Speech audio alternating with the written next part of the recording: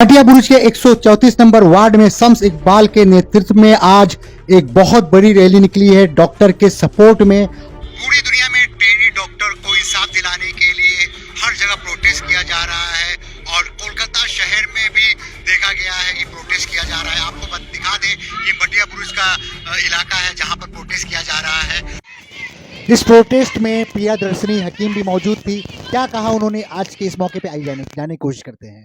ये सरकार ममता बनर्जी का है, लेकिन जो लोगों को ये जानकारी नहीं है कि ये केस अभी सीबीआई के अंडर है, जिसको हम लोग कहते हैं सेंट्रल ब्यूरो ऑफ इन्वेस्टिगेशन, जो एक इंडिपेंडेंट बॉडी है पर सेंट्रल से बनाई हुई है। तो अभी ममता बनर्जी ने दावा किया था कि हमको संडे जो इतवार चला गया है कल, वो इतवार तक हमको वक्त दीजिए। हम लोग कोलकाता पुलिस से इन्वेस्टिगेशन कंप्लीट करने के बाद ही तो चार्जशीट फाइल होता है। हम लोग चार्जशीट करके आरोपी को कोर्ट में लेके आएंगे। तो अभी हम लोग जो वी वांट जस्टिस बोल रहे हैं, हम लोग दो चीज का जस्टिस चाहते हैं, जो हम पहले भी बोले सबको।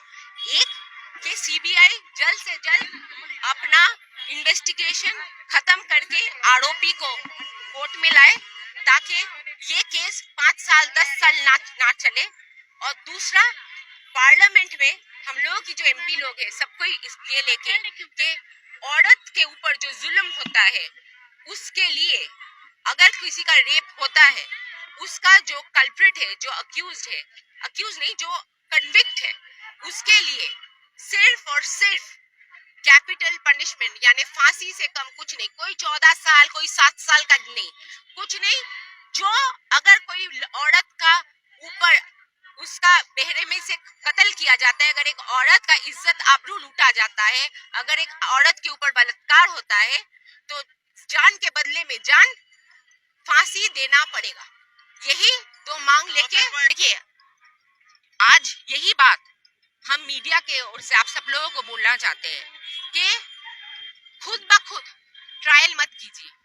जस्टिस करने का जो रोल है, इन्वेस्टिगेशन करने के बाद जस्टिस का जो रोल है, जो ये सब केस का, वो जज के ऊपर है। ऊपर जजमेंट अल्लाह ताला करते हैं और नीचे यहाँ पे हम लोगों को भरोसा रखना पड़ेगा हम लोगों का जुडिशियरी सिस्टम पे। अगर कोर्ट को लगे कि संदीप घोष पे नरम की गई है, उनके ऊपर सख्त कार्रवाई नहीं किए गए, तो वो कोर्ट फैसला करेगा। वो यहाँ पे मीडिया में बैठ के फैसला करने वाले हम कोई नहीं होते हैं। और हम दरख्वास्त करेंगे सबको, मीडिया वालों को, कि आज नेशनल से बड़ा नेशनल न्यूज अफवाहों के ऊपर ऑटोप्सी रिपोर्ट में क्या है। अरे ऑटोप्सी रिपोर्ट में क्या है थोड़ी ना हमको आपको मालूम होना चाहिए। पीडब्ल्यूडी ने सबूत मिटाने की कोशिश की, क्या कहते हैं इसके बारे में? आपको किसने कहा सबूत मिटाने की कोशिश की? तोड़फाड़ जो किया गया एविडेंस के साथ छेड़छाड़ है। आपको कौन कहा ये एविडेंस के साथ छेड़छाड़ है? शक किया जा रहा है सभी लोगों। मैंने कौन शक कर रहा है?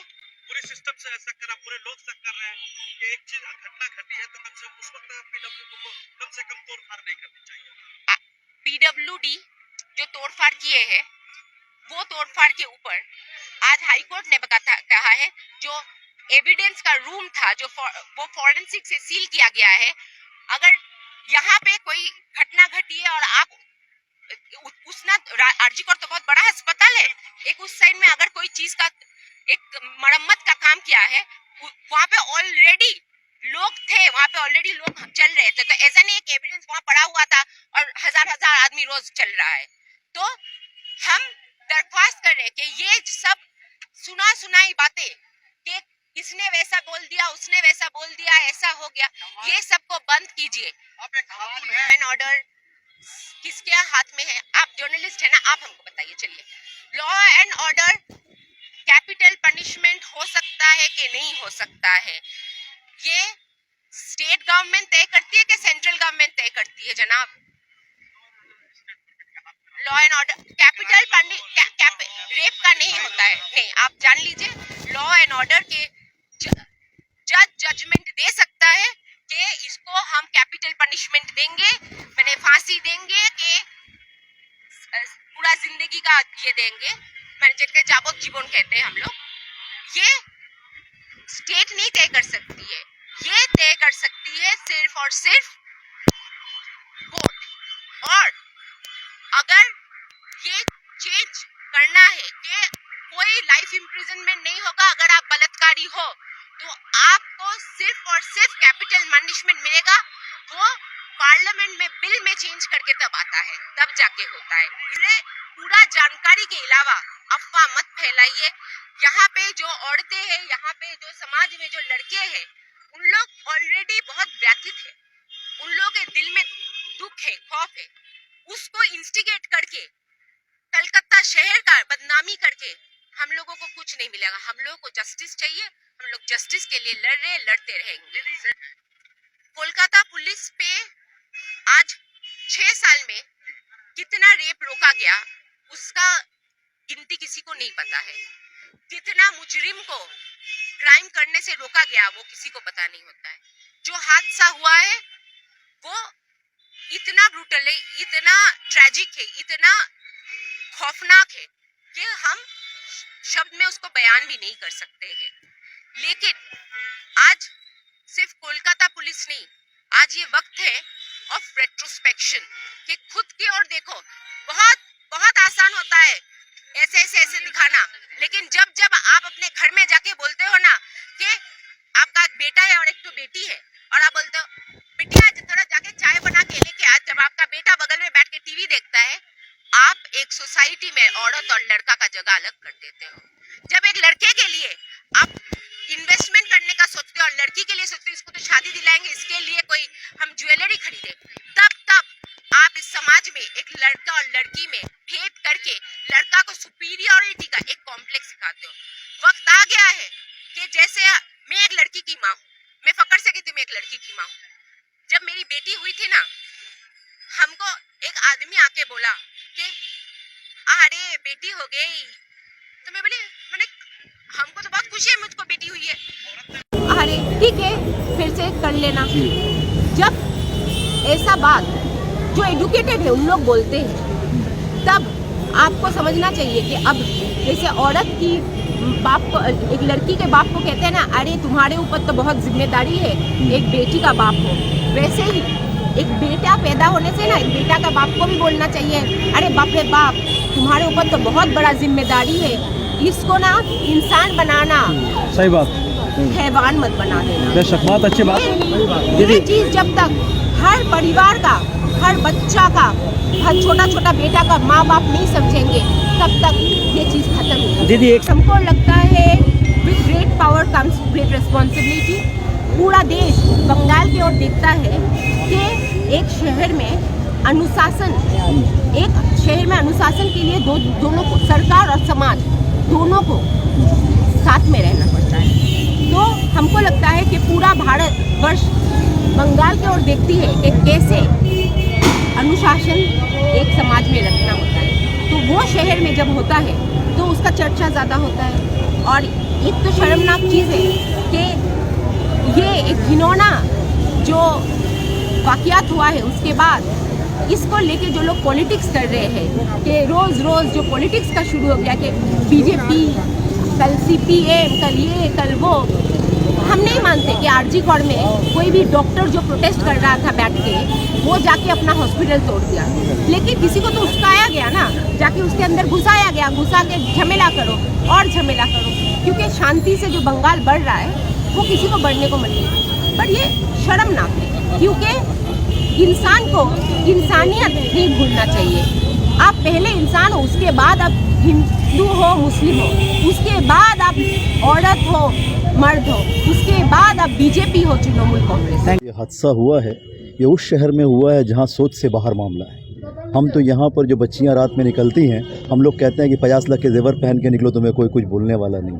और उसी शहर में आरजी कार हॉस्पिटल में एक घिनौना वाक़या हुआ है जो वहाँ की सिक्योरिटी फेलियर है। इसको एक्सेप्ट करने में कोई दो राय नहीं है। ये बहुत शर्मनाक बात है और इसके ख़िलाफ़ जो भी इसमें मुजरिम है, इस मुजरिम को पकड़ करके सज़ा मिलना चाहिए, फांसी होना चाहिए। इसके लिए बंगाल का हर आदमी इस चीज़ को चाहता है, चाहे वो मगरबी बंगाल की सीएम है श्रीमती ममता बनर्जी, वो भी चाहती हैं। वो कोलकाता पुलिस को अल्टीमेटम दी कि संडे तक अगर नहीं होगा तो ये मामला सीबीआई तक जाएगा। और उनकी वो खुद एक औरत ज़ात हैं, वो खुद चाहती हैं कि किसी तरह से जितना जल्द हो वो मुजरिम जो आरोपी अभी जिसको पकड़ा गया है, उसके पीछे अगर 100 लोग भी हैं तो सबको ला करके कटघरे में खड़ा करके एक साथ सबको फांसी देने का पूरे मगरबी बंगाल के अवाम इस बात की मांग करते हैं। एक सवाल है, 134 नंबर वार्ड में इतना बड़ा रैली किया गया, लेकिन काउंसलर साहब यहाँ पर मौजूद नहीं है, क्या कुछ प्रॉब्लम है उन्हें? देखिए, आपको एक बात बता दें कि हमारे जो काउंसलर साहब हैं, वो काउंसलर साहब ऐसे हैं जो 24/7 लोगों के बीच में खड़े रहते हैं।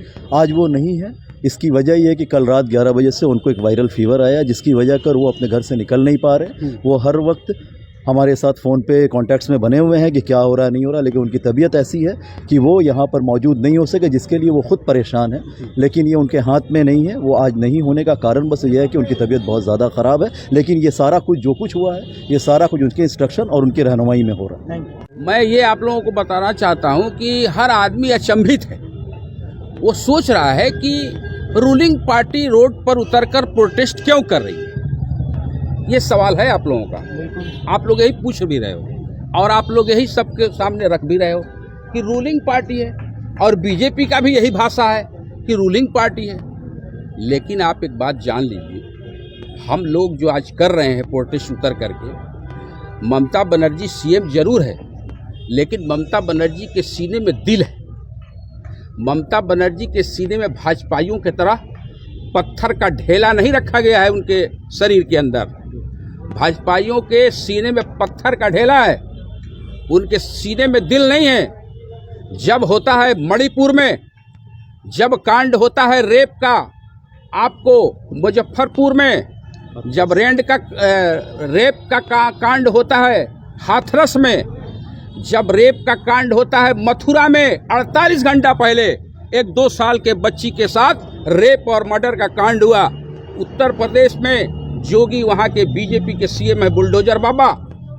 लेकिन बुलडोजर बाबा हो, चाहे अमित शाह जी हो, चाहे नरेंद्र मोदी जी हो, अगर कोई भी कांड होता है किसी भी भाजपा शासित प्रदेश के अंदर, तो वो लोग इसका सिर्फ राजनीतिकरण करना जानते हैं, दिल से नहीं उतरते हैं। आज जो बंगाल के अंदर इतने शांतिप्रिय जगह पर, और यहाँ पर जहाँ माँ बहनों की पूरी सुरक्षा हमारी सीएम ममता बनर्जी देने का काम करती है, और जो ममता बनर्जी रात दिन यहाँ के महिलाओं को, यहाँ के बच्चियों को, यहाँ के लड़कियों को, स्टूडेंट छात्राओं को जो फैसिलिटी देने का काम किया है, पूरे भारत के किसी भी भाजपा शासित स्टेट के अंदर नहीं किया गया है। और आज ममता बनर्जी जी ने एक मिसाल कायम किया है कि उनकी हुकूमत को रहते हुए, और उन्होंने अपने पुलिस को जिस तरह से इस कांड के बाद फॉर लॉ एंड ऑर्डर को संज्ञान में लेने का काम किया, और संज्ञान में लेने के बाद उन्होंने जो सबसे पहले यहाँ की कोलकाता की पुलिस ने, ममता बनर्जी की पुलिस ने सबसे पहले उस अभियुक्त को, उस रैपिस्ट को, उस आरोपी को अरेस्ट करने का काम किया। और अरेस्ट करने के बाद उस तमाम तरह के सवाल जितने थे पुलिस ने उससे किया। पुलिस को गुमराह करने का काम, फर्जी खबर बीजेपी के ही लीडरों ने, लाकर चटर्जी ने, एमपी ने दिया। पुलिस ने उनके खिलाफ भी एफआईआर करने का काम किया। तो हम सीएम, हमारी ममता बनर्जी जरूर है, हम बंगाल वासी सभी लोग जरूर हैं, राजनीति वाले लोग जरूर हैं, लेकिन हम बंगाल वासियों के सीने में दिल है। हम लोगों को दर्द होता है। हमारी सीएम को ये पीड़ा मालूम है। एक लेडीज, एक औरत है हमारी सीएम, उसको मालूम है कि जो आरजीकल के अंदर घटना एक महिला डॉक्टर के साथ, एक छात्रा डॉक्टर के साथ हुआ, उसकी पीड़ा ममता बनर्जी महिला से ज़्यादा कोई नहीं समझ सकता। बार बार जिस